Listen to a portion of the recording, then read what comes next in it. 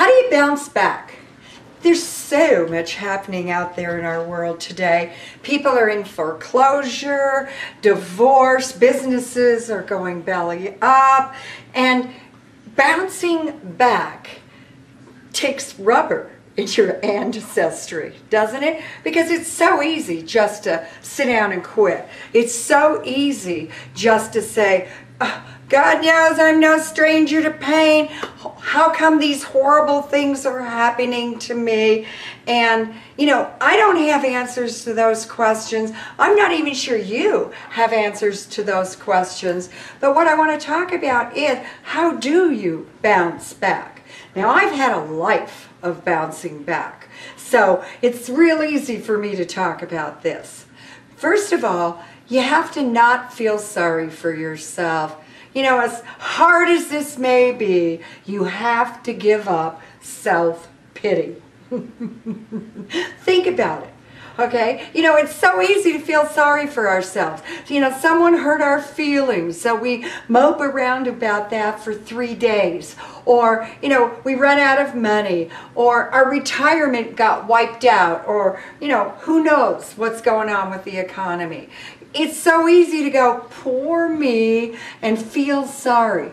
But I want you to think about that for just a moment, because you can either have what you want or self-pity. Choose one. Let me say that one more time. You can either have what you want or self-pity. Choose one. But you see, we haven't been taught that. And so much of our lives, we've watched people, family, educators, different people in our lives, you know, have difficulty and lay down and pull the covers up over their heads and not bounce back. So bouncing back may be, you know, what the whole planet is about right now. Number two, what's the second thing that you're going to do when you're going to bounce back? Well, you got to get positive. That's the hardest thing I know to tell you to do when you've got every reason not to be positive. But I'm going to tell you, you know, being positive is more than a blood type. My blood type happens to be positive. But you see, my attitude is more than my blood type. You see, you have to work on being positive. It's not easy to be positive.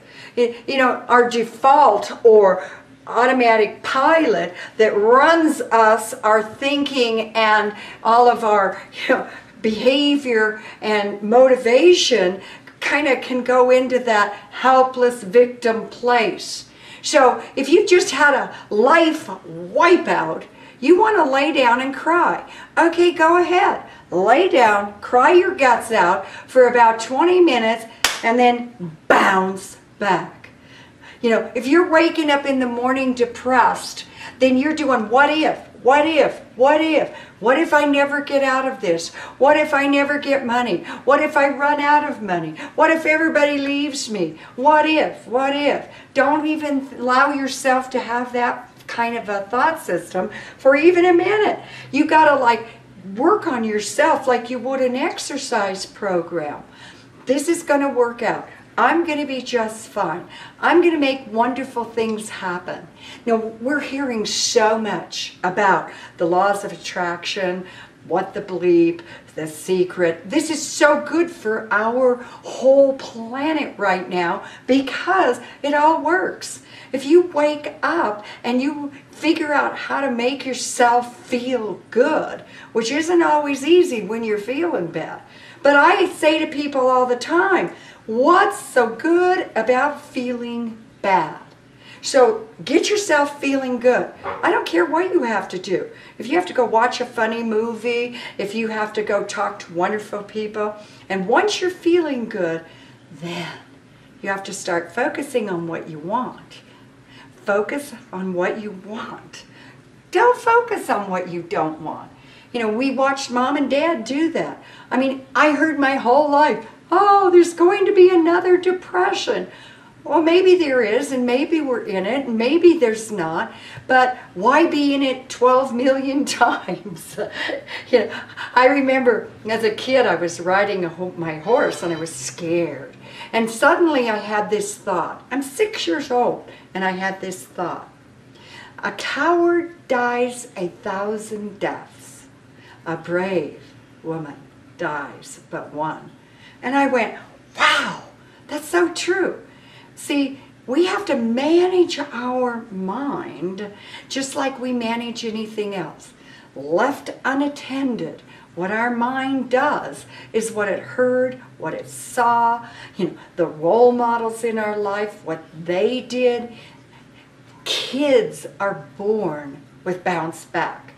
We were born with bounce back. So in order to bounce, you got to define where you really want to go, what's next, and don't let yourself be in this cesspool of negative thinking, because really what you want to do is have positive thinking. So what am I saying? You got to manage you. You got to feel good. You got to figure out what you want. And the process I use for this whole I want is threefold. Number one, I want. And then I write it down in my journal, what I want. Then, after I do that, I write down why I want this. Well, it's going to make me feel good. I deserve it. It's going to change my life. It's going to be more fun. Reasons why I want this. And then the third thing that I do, when I'm hitting that wall, when I figure out there's no hope and it's helpless and, blah, blah, blah, the third thing I do, and this is the hardest part, is I write down why I know I'm going to have this. I know I'm going to have this because I'm willing to do what it takes to get it. I know I'm going to have this because I'm brave and I'm willing to step out there in the area of life that's a little risky. I know I'm going to have this because I focus on what I want instead of what I don't want. I know I'm going to have this because I'm the kind of person that continues to grow no matter how risky it feels. I don't know what your reasons are that you know that you're going to have this. But then you have to sink into that moment.